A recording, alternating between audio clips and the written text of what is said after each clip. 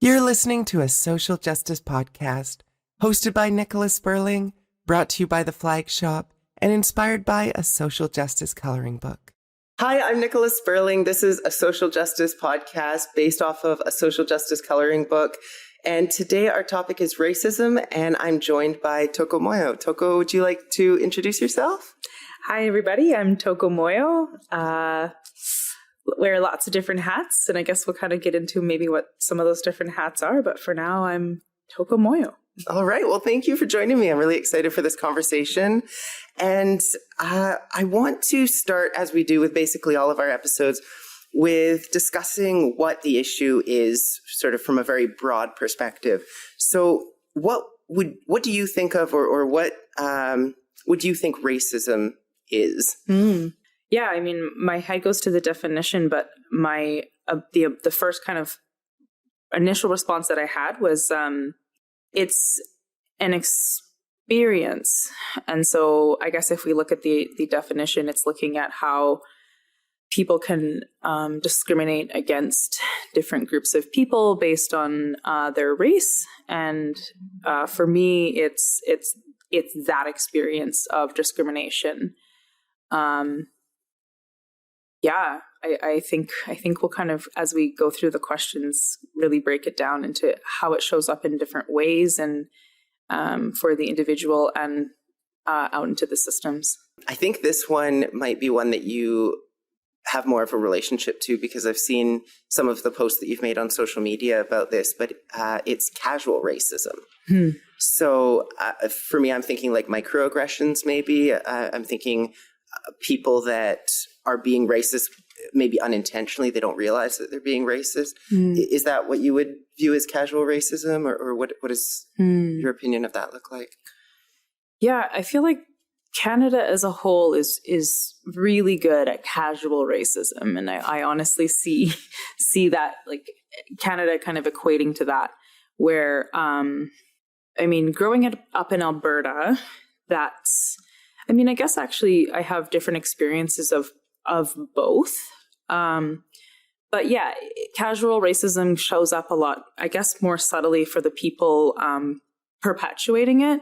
I think for those of us experiencing it, especially over time, it's not so subtle. But yeah, it shows up as jokes, small comments, like you said, kind of internal biases that people haven't had any introspection around and are perpetuating in different ways. Just by ways of mistreating or kind of not engaging with certain people because of those biases. Mm-hmm. And I was reading on, I think it was your Facebook, about how people would make jokes that you don't show up in pictures, or that you're going to steal something. So there's these ideas, I guess, that people have in their head about what a person should look like in a picture, or what behavior a person might participate in just simply based off of the color of their skin. Oh, yeah. Yeah, for sure. That was a big one in Alberta, I would say, but I'm sure it happens here too. I'll be referencing my experiences in Alberta a lot, and that's not to say that I don't think those experiences happen here. But since moving here, I made a very conscious decision of not being around people who engaged in those ways. But yes, it happens across the country, and although Alberta is specifically, I would say, unique, they're not the only province that has people that engage in those ways. So it was just maybe a little bit more prevalent and harder for you to separate yourself from people that were engaging in that kind of behavior? Yeah, exactly. Mm-hmm. Mm-hmm. And I guess we've been touching on this, so maybe you don't have an answer for this question specifically, because we'll sort of touch on it throughout. But what is your personal experience with racism, or personal experiences? Okay, so this is why this podcast might take 5 hours. Yeah, I mean, how young do we want to go back? I feel like the common rhetoric between people of color talking about their experiences of racism is that, you know, we were just learning how to walk, and that was our first memory of a racist experience. I remember and every Black person I know remembers the first time they were called the N-word. And for me, I was 3 years old, and I was at a playground just outside of my house, and I didn't quite know what was going on, but my older cousin, who was maybe 3 or 4 years older than me at the time, was beating up this kid at the park because he had called me this word that I didn't know what it meant, but learned pretty quickly that it was a bad word because of the response that my cousin gave. And so that's like, to share that story, and I think to also share, especially for Black people, that it's very common for me to share that story with other Black folks and them to say, oh yeah, me too. I was 3, I was 4, I was 5. I think just speaks to the lifetime of experiences of racism that we've had. It definitely got worse, I would say, in maybe elementary, junior high. That's when like the jokes and the comments and like the whispers of the N-word, or just like there was like little nicknames and variations of the N-word that people would use, like calling me like a niglet, or like, I don't know, there's a whole bunch of different variations of the word. Again, I guess going back to that experience of it being, or like that term of casual racism, where those kids would get away with saying that in front of other people, other students, possibly teachers as well, because it wasn't, the hard ER type of word. And so, yeah, I mean, I probably couldn't go through any year in my life where I can't recall an experience of racism.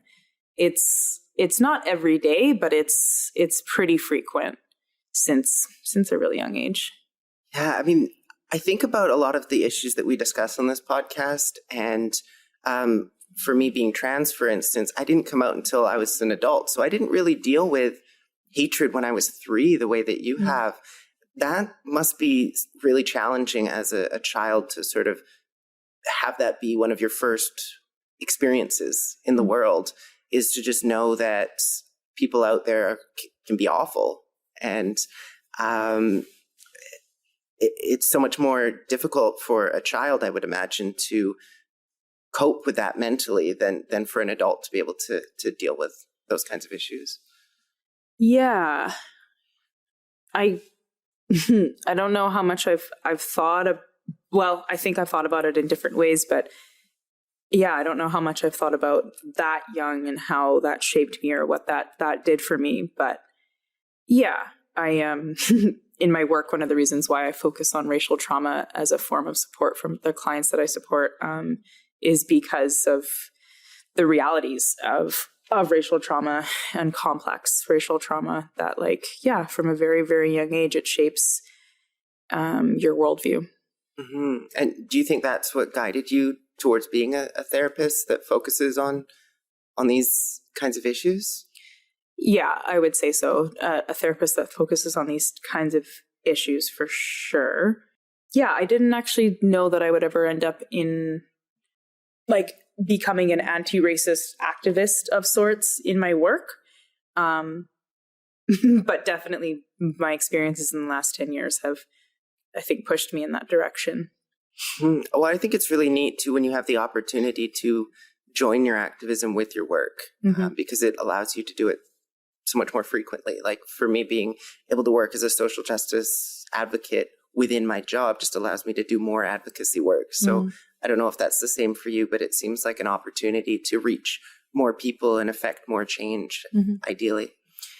Yeah, and it works both ways, actually. One of the kind of, intersectional feminist theory looks at empowerment as a way of strengthening clients and folks who are coming for counseling support. So I think for myself, doing this work as well is empowering and therapeutic in a way. So it's helping other people and also helping you at the same time. Yeah. Have you had a lot of experiences with microaggressions? Would you consider microaggressions and casual racism to be sort of one and the same? Yeah, microaggressions, it was interesting when I finally learned that term. It wasn't until I think my final years in my undergrad. So I was about 24, 25.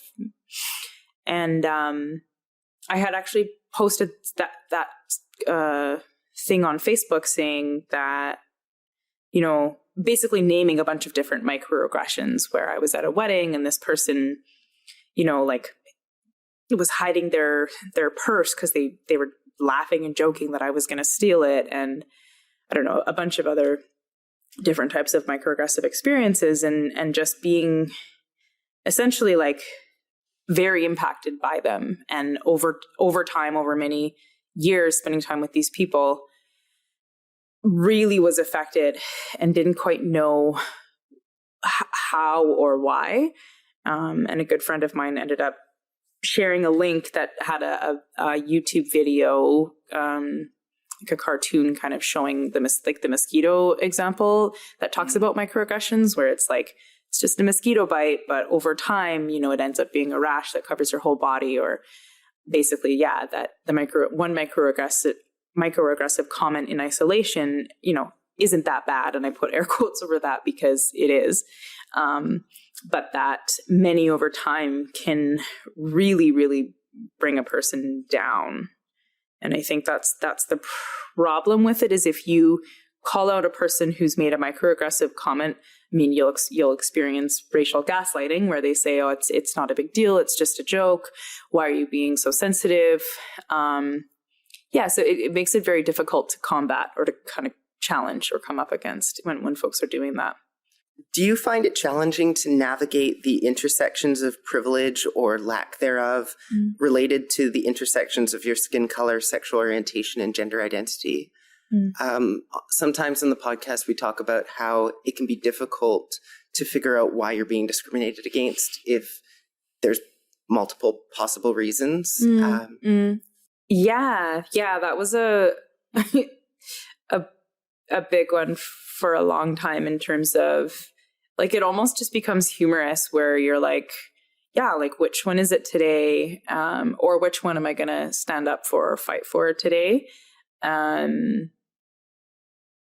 a long time, kind of before exploring and coming into like a gender fluidity for myself when I identified as a cis woman, I always had the hierarchy where it was like, you know, the racism because I'm Black, versus the homophobia because I'm queer, and then sexism because I'm a woman. And sexism was always at the bottom, and it almost like didn't even bother me by that point because of how much racism and how much homophobia I was experiencing, that I was just kind of like, this is almost a walk in the park to come up against someone who's being sexist. Although that's, I don't know, I think, yeah, it's interesting, intersections of identity. Yeah, there's definitely like, I guess, like, not that it's difficult to try and figure out which oppression am I experiencing, but just that sometimes you'll experience both at the same time, or, yeah, experiencing multiple oppressions kind of consistently. Right. So I guess the kinds of people who are discriminating against others typically are not going, well, I'm only going to discriminate against Black people. They're discriminating against women and Black people and whatever else your identity might be, whether you're queer or whatever it is. Yeah, I think so. Like, I think most bigots just kind of like have a whole pool of things they don't like about humanity. Right. Just hating people because they're different for whatever reason. Yeah. But I mean, like I was kind of alluding to earlier, which, yeah, it can be interesting. I think, speaking from my experience as a Black person, you talk about privilege and or being kind of like underprivileged, whatever the opposite of that word is. I do experience different privileges in different ways, and so being a light-skinned Black person, I'm biracial. Identify as Black because, I mean, for different reasons, but I'm half white. And so my skin is quite light. And my experience in the world, I know, is quite different than a dark-skinned Black person. And so a part of kind of the work that I do and what's really important is to also be acknowledging the different privileges that I have. And especially as a cis woman at the time, just having cisgender privilege. And so it's interesting to slow down and unpack those things. It's really important, but sometimes it can be really difficult. I was also sort of curious. I've heard Trevor Noah, for instance, talk about how when he's in America, he's Black, but when he's in Africa, he's white. Do you notice that when you go back and visit family there? Yeah, 1,000,000%. Trevor Noah's book was one of the best books I ever read. I related to it so deeply. And we were born actually around the same time. So like, yeah, Born a Crime, like really, really resonated with. Yeah, I was actually just in Zimbabwe visiting family in August. And I'm called Kiwa, which is white girl. And I'm the whitest person ever when I'm there. And I'm seen as a white person. I am a white person. That's it. And when I'm here, I'm Black. And especially in Alberta, I actually was telling one of my nieces she's 17 that what we're talking about how when I'm in Zimbabwe, I'm white, and when I'm in Canada, I'm Black. And she just burst out laughing. Like she could not in her wildest dreams imagine that I would be considered Black anywhere. And it's interesting. It's an interesting experience being mixed race or light skin. It's I think there's lots of different conversations, I think, about how it's hard to find a place, like you're not really accepted anywhere. Do you find that it's challenging to find a sense of belonging or a sense of identity when you are, on one hand, being considered somewhat of an outsider because you're viewed as white in one country and then viewed as Black in another country?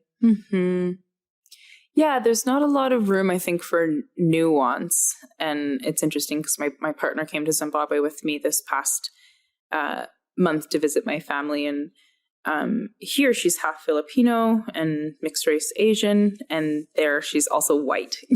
And so there's not a lot of nuance where it's you're either Black or you're white. And I mean, it makes sense considering the histories of apartheid and all of that.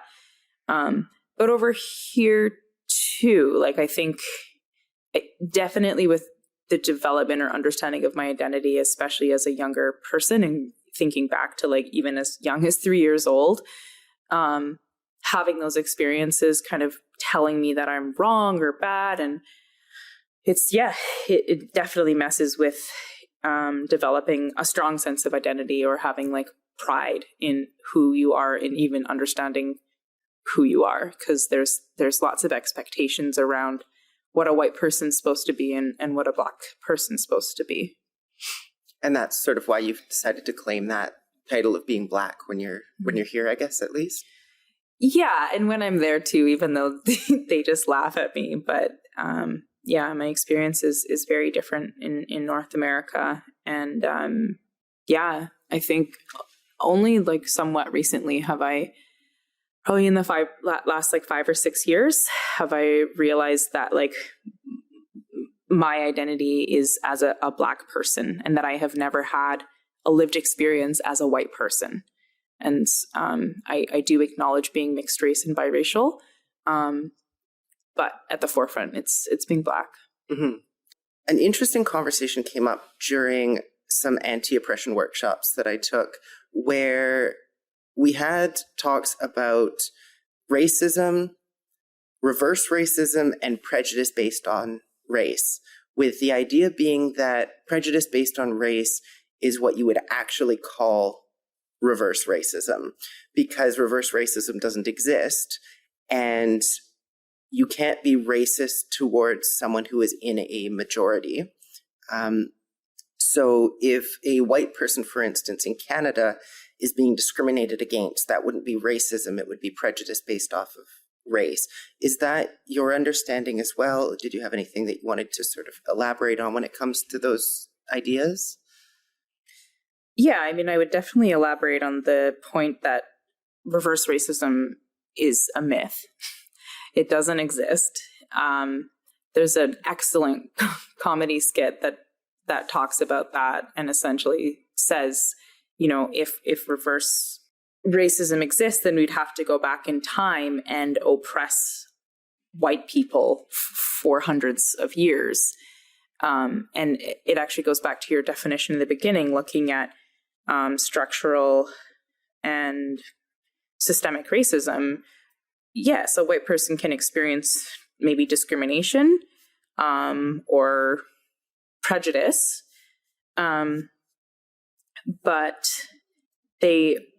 and that might suck for them. It might hurt their feelings or make them feel bad for some time, but it doesn't systemically and societally and structurally prevent them from upward mobility in the world or any type of mobility in the world.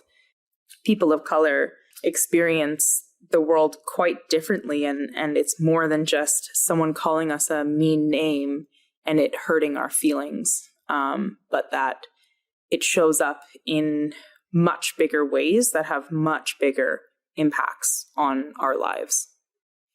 And do you think that that applies worldwide? I've had some interesting conversations around whether or not it's possible for white people to experience racism anywhere in the world, because on one hand, you could go to a country where you are in a minority and maybe you're discriminated against because of that.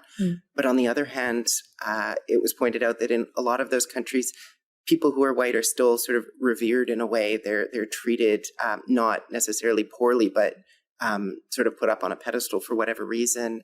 And also there's that colonial aspect of white people going out and sort of conquering various aspects of the world. So do you think that that idea that white people can't experience racism can be applied to a global scale? Well, yeah, 1,000%. It's global. There's exactly like you said, like the power of white supremacy is universal. It's not just in places where there's a majority of white people.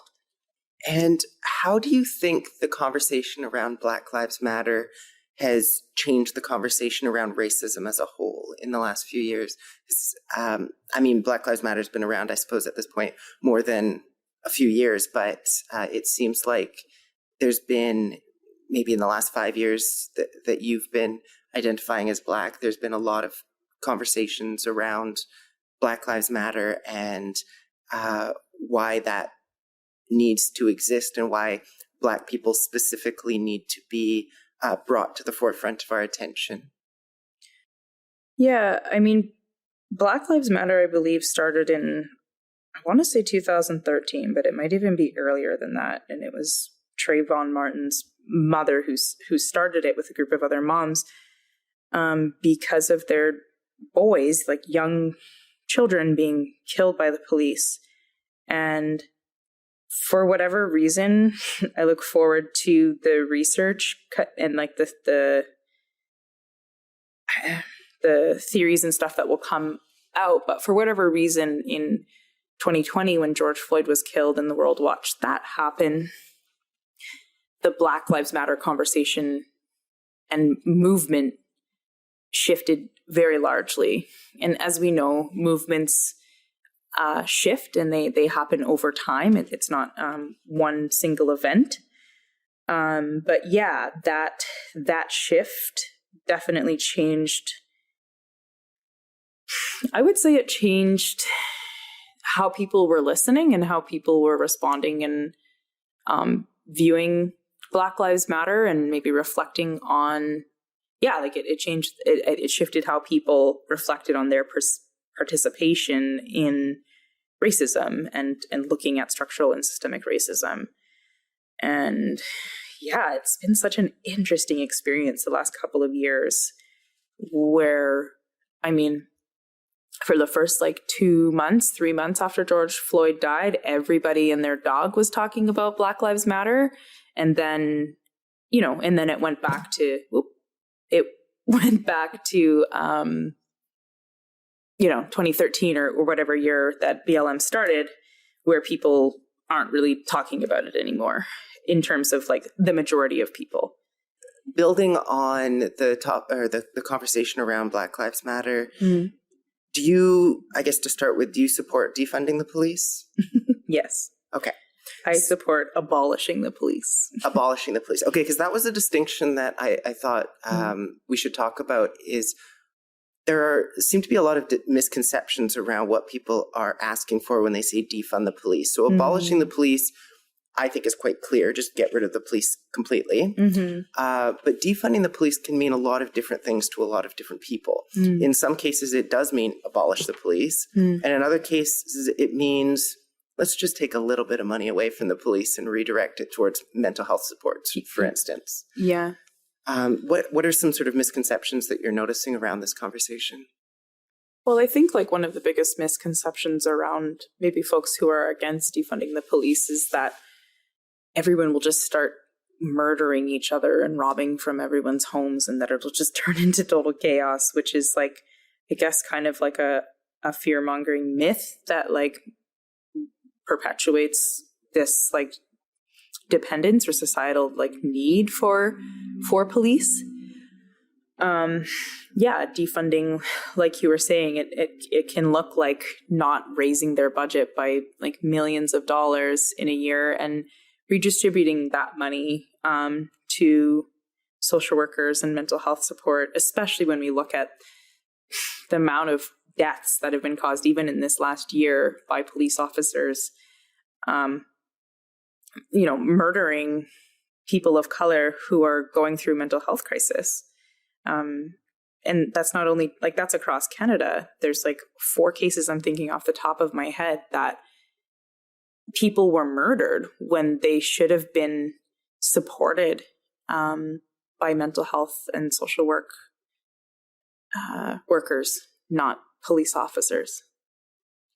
So I guess just to address that extreme example that always comes up around, what's going to happen to the serial killers if we abolish the police, is the idea that the police are causing more harm than those people might be causing, or is there another way that you would approach? Yeah, I don't know if it's that simple. I don't know the stats of like what homicides are. I think they are pretty high. But when we're looking at the harm that the police force causes, I don't know that we can, I think it's something to consider, and even just the historical reasons as to why the RCMP was created in the first place. It's a racist institution. Like, it's literally founded in racism. And so, how are you going to readjust or reframe those systems that are quite literally rooted in that type of oppression? Right. So there might need to be a replacement system of some kind, but it's just not worth it trying to reform a system that is rooted in racism and seemingly can never be separated from that. Yeah, exactly. Mm-hmm. So you've shared a bit about your journey to unlearn white supremacist ideologies that were instilled in you through your therapist education and employment. Can you explain a little bit about what that looks like? So I am a registered clinical counselor, and did my master's in counseling, and counseling kind of similar to what we were talking about, just in, I guess, as an institution, and the histories of how it was created and the ways it was used to oppress people of color, is something that's not openly addressed in graduate studies. They kind of hint at the fact that most of the theories, like most of the original theories in counseling, were curated by white cis men. And so, that's like the most obvious, but when we look at, and actually this kind of intersects with LGBTQ2IA+ communities, is mental health I guess queer people were pathologized.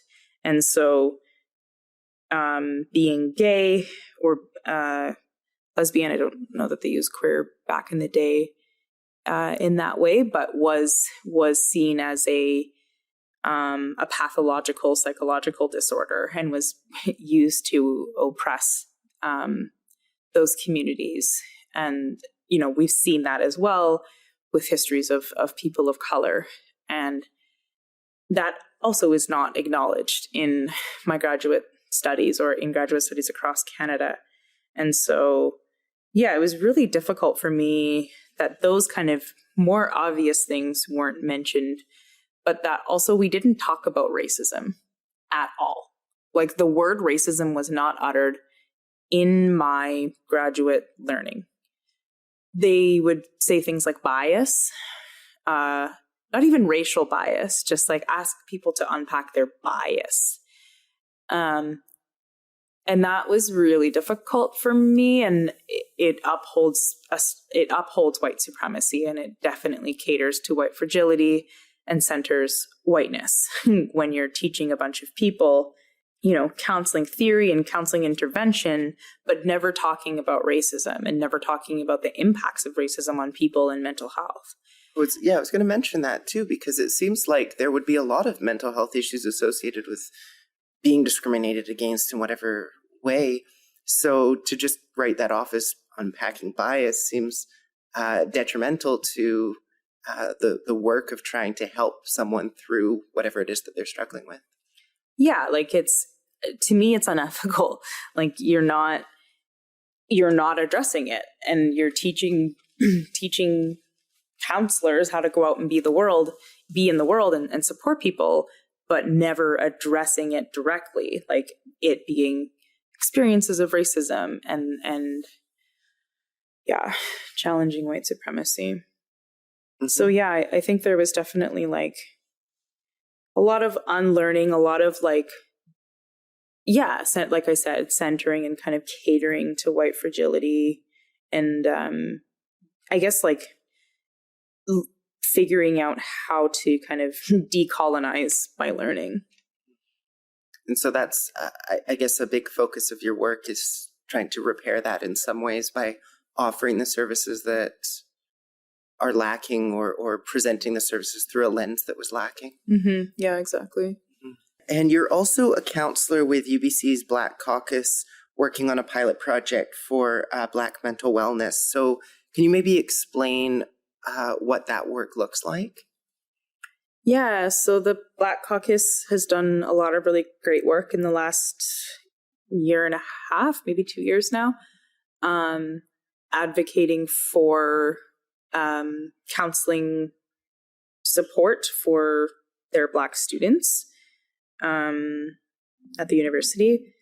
So the pilot project started out just asking the university for some. Actually, I think what happened is they had extra funding that year, maybe with EDI or through the Black Caucus. I'm not sure exactly where the funding came from, but they had a little extra because of the pandemic. Less programs were offered, and so by the end of the year, they had a bit of extra money, and so they advocated to have it be directed to go towards providing students free counseling, and not only free counseling, but free counseling from Black therapists, because that's a very unique need. I would say especially in this city, but across Canada for sure, to have a therapist that's Black, if you're a Black person, and the importance of that. And I think the privilege that a lot of other folks, especially white folks, don't quite understand that they have kind of don't have to worry about finding a white therapist or a therapist that looks like them. So they did the pilot project and it went really well, and now they've just been kind of advocating to have a second round. Amazing. And do you find that people struggle? It's so difficult just to find any therapist, in my experience. It took me quite a while to find someone that I could work with, and I imagine that's compounded when you're part of I know it's compounded when you're part of a marginalized group, and you're trying to seek out therapy that relates to that in some way. Yeah. Are there enough Black therapists coming out of school to fill the need, or is there still something lacking there? I don't know. That's a good question. Probably not. I don't know the numbers of Black therapists. I mean, in my program, I think there was 2 of us, so it's likely pretty small. I have noticed over, like, since I began practicing in my independent practice in 2020, I work with a number of Black therapists, and I think, I haven't counted, but there's maybe 20 of us, which is actually pretty great. But yeah, I would imagine, I think I've definitely thought a lot about ways to work with the university to, just from my own experience, it's very hard to get into a master's program. There's just a lot of barriers. And when we look at like financial differences for Black folks, just having access and means to do graduate education, I wish that there was more attention put into bringing Black students into these types of things, whether it be mental health or medical health or just healthcare in general. Yeah, that's been something that's really challenging in basically all of the EDI work that I've been doing. Is those systemic barriers prevent you from being able to have people who are, there's that old trope, like I pointed out, for instance, that all of the staff in Coquitlam's council, or not all of them, but most of them are white. Most of them are men. And just pointed out, I didn't say something needs to change. I didn't, give any ideas of what needed to change, but people started attacking me just for pointing it out, saying, are you claiming that they're not the most qualified candidates? And it ends up being a very tricky conversation because they might be very qualified. They probably are very qualified.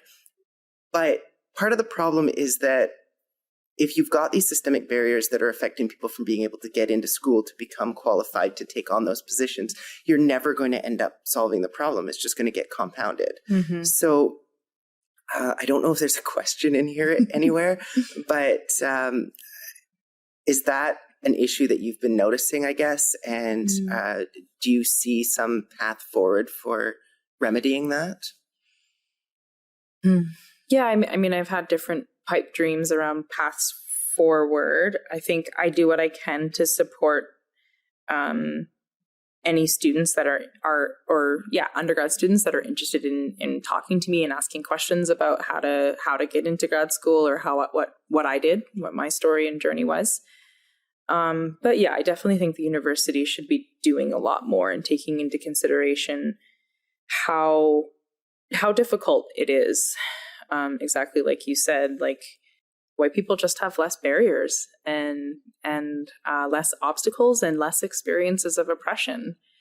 I just think to politics, for instance, where if you want to get someone who is a woman to run, you have to ask them 7 times, whereas you could just ask a man once and he'll say, sure, I'll do it. There's that sort of confidence aspect, but then every time you add another level of marginalization, you end up creating or finding more and more barriers to access. Obviously, we need to break down those barriers in order to create that kind of systemic change. But at the same time, you need to have the representation to show people that they can get there, which is, it's almost like a chicken and egg type of scenario. Like, how do you fix that? Right. Yeah. Program like the Black Caucus, this pilot project that they're working on is a small step towards kind of fixing that, where we're giving people counseling support to be able to get through their schooling, because it is that much more difficult. Especially at universities like UBC that are PWIs, like predominantly white institutions. Being a person of color at an institution like that is very, very difficult. Whether you're a student or a staff member or faculty. And so, yeah, I'm really glad that the pilot project is doing round 2 this month, and we'll be providing more counseling support and access, I guess, free counseling with Black therapists. Amazing. Yeah, I'm glad to hear that that's going so strongly and that it seems to be creating a difference. So building on that a little bit, how do you think that we as a society and as individuals can unlearn the racism that we have been taught and that we've internalized and that we may not even be aware of? Yeah, I feel like your question goes back and forth maybe between two different people's experiences. And so from the things that I've internalized, I've had to do a lot of counseling work and a lot of individual work to externalize myself from the problem that is racism, and a lot of self-care and a lot of work around rebuilding my sense of self and just my strength and understanding that I'm a good person, not despite my Blackness, but because of my Blackness. And I think, for some of the other points of your question, in terms of kind of what folks can do to unlearn their biases or unlearn, I guess, the way they show up in the world. I imagine it would actually take as much work as I have had to put for myself to kind of rebuild myself and my sense of self, where it's exactly that. It takes an extreme amount of work, an extreme amount of humility as a white person to say that I am a person that's perpetuating this system that has oppressed many, many people. Yeah, it's a lot of introspection, and it's honestly just a lot of work. And so people have to be willing to put in the work. When we're talking about work, we're talking about education, therapy. Those seemed like the two big pieces that stood out. Are there some other aspects of what that work looks like? Yeah, therapy in itself looks at or challenges a person to have introspection. I think education for sure. There's books that you can read or advocates that you can follow and listen to their work on unlearning or kind of being how to be an anti-racist. And I think challenging others. So starting small, starting with family and friends. And if you see someone engaging in microaggressions or overt racist behavior, the silence is violence is a pretty real thing for me. So I'm talking to a lot of people in my life because of that, where I would call out racism and then the ripple around the room of complete silence. And so that to me kind of just showed, well, I guess, I can't be engaging with any of you because your silence tells me that you're okay with this happening. So you need the genuine allyship as opposed to the maybe performative allyship. Or just silence completely. Yeah, I think people are afraid of disrupting the status quo. And there's this idea that if you do, you're going to be on the outside, or you're going to, I don't even know, not survive or something. But yeah, it has to be done. And do you think that it needs to be a sort of a call out or more of a call in? Yeah, I definitely think more of a call in. I will call out overt racist behavior probably all day, every day. But yeah, if we're going to see long-lasting change, I think being able to call each other in and hold space for maybe trusting that people are learning and wanting and willing to change, that can likely have more longevity. Right. And I guess it probably depends on the situation as well. If there's the idea that an individual has maybe said something in a room full of people that is deeply offensive, it might be more appropriate to call that out, to express to the entire room, this is not okay. But if it's a person expressing something to you specifically, maybe it's a chance to call them in so that they're more receptive to hearing what you have to say as opposed to feeling automatically defensive for whatever reason. Yeah, for sure. Like when I think about the 20 people that I don't talk to anymore in Alberta, I didn't have the capacity anymore. Like I was done. So I, called the few out that needed to be, and then just kind of took off and stopped talking to everyone. And looking back on that, and I actually had an experience over the weekend where one of these people came from Alberta to visit. She didn't have much of a clue about why I didn't, to this day, still want to be in the same room as her, didn't feel safe being in the same room as her.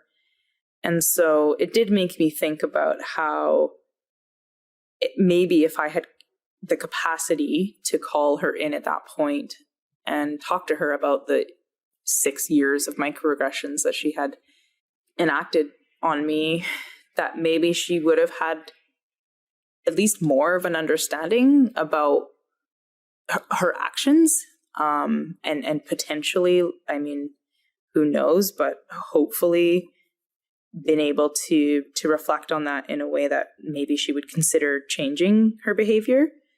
But it is kind of sad to think that since I left her life, nothing's changed. Like she hasn't had any sort of insight into her behavior. Yeah, that's something that has come up for me recently, just in how I engage with people around being trans. I don't call people in very often anymore because it's so exhausting to try to do that continuously. I feel like that's when you really need allies to step in and do the calling in because they have the capacity to do it. Whereas the people who deal with all of these microaggressions, all of the hatred, all of that, it just gets so overwhelming that you kind of shut down and you can't personally deal with it. So you need those allies to step up. Yeah, that's a really, really good point. And that's exactly like the layers of work that we're kind of breaking down right now. That it's, yeah, if you call yourself an ally, how are you actively showing up as an ally? And that's a very good example of, I'm going to take on the emotional labor that it takes to call a person in and educate them and inform them that they're enacting harm on a person, and carry that for the person who's experienced the harm. Yeah, I think that would be a better world if we had more allies doing that. Is there anything, we're getting sort of close to the end of the questions, so is there anything that we haven't touched on yet that you feel you really want to mention? Yeah, I mean, I think you kind of said at the beginning of the podcast that the topic of racism encompasses so many things. And so it's interesting to slow it down and answer some of these questions with you and just think about the impacts and the experiences and the potential of, I guess, missed opportunities, or wishing for better allyship from different friends in my community. And yeah, I guess going out into like the larger systemic and institutional things and just thinking it's a lot to think about. I mean, there's nothing really that's standing out. I think it's interesting to say out loud that that my experiences of racism have been lifelong. Like, I think I know that, and I think I've said that in different ways, but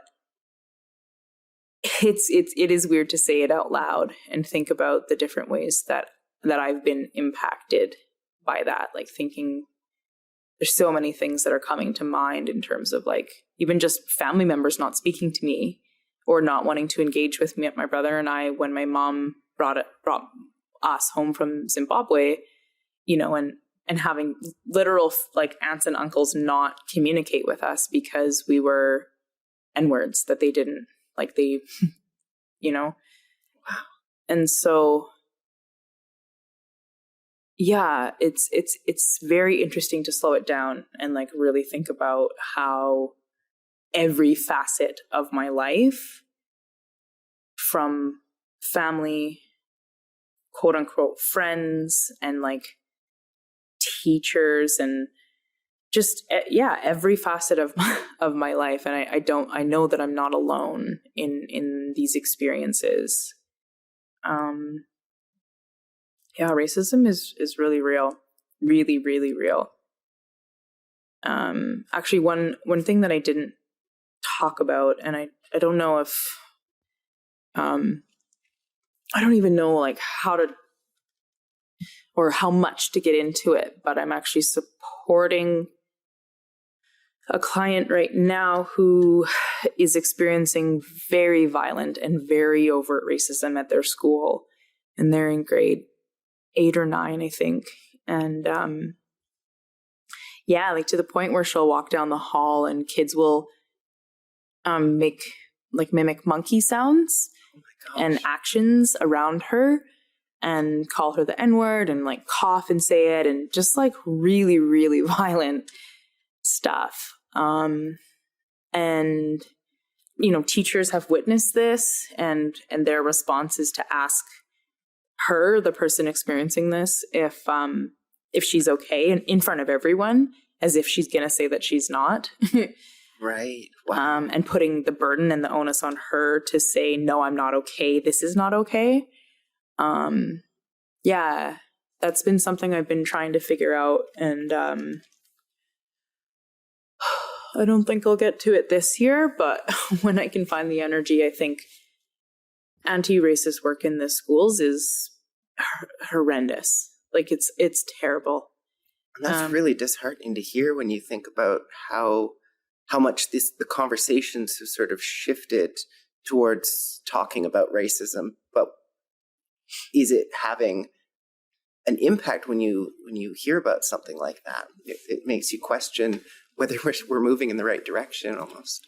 Yeah, it's such an interesting, the last 6 years have been so interesting because another thing, not to take up too much more time, but another thing that I'm thinking of is 2016 had an incredible shift and impact on North, I would say maybe globally, but definitely North American society. And so Trump being elected, I was seeing firsthand what that meant for non-majority people and people with intersecting identities. And he essentially gave the go-ahead for the Nazis to come barreling out of their houses and doors and essentially be directly attacking people. And so when we think about that happening in 2016 and how much of a ripple and how much of a profound impact that had on our society, and then coming into 2020, it's very, very interesting. So many things have happened over the last 6 years in North America that are, when you look at the states, have created quite a divide. But I remember I guess it was 2020. So it was almost like those two things kind of colliding.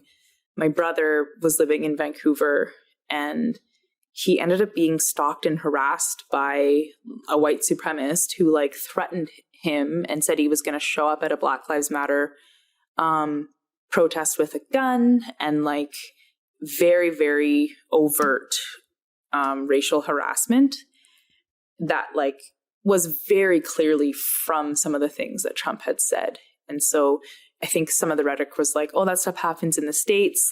It doesn't affect us here, but it definitely does. Yeah, I saw a huge increase in the level of hate that was being spewed, at least online. And those kinds of sentiments are always going to work their way into the real world because social media doesn't exist in a vacuum. But that's incredibly scary to hear about those kinds of experiences. Yeah, well, and even looking at Elon Musk and Twitter right now, all I've seen is articles about the N-word being I don't know, whatever, like 500, like used 500% more than it used to be or whatever, where it's like, yeah, these things are very, very real and impact real everyday people. It's like Trump's election. It just makes people feel emboldened to spew that crap. Yeah. Yeah, it's scary, very scary. Yeah. Well, on that depressing note, what advice would you give to our listeners who are maybe looking for ways that they can champion anti-oppression, anti-racism? I know that a lot of people are looking for ways that they can make a difference, but also recognizing that you can't just go out into the world and do whatever you want and create change that way. It has to be led by the people who know what it's like to experience racism. So do you have some advice for people who are looking to try to make a positive impact?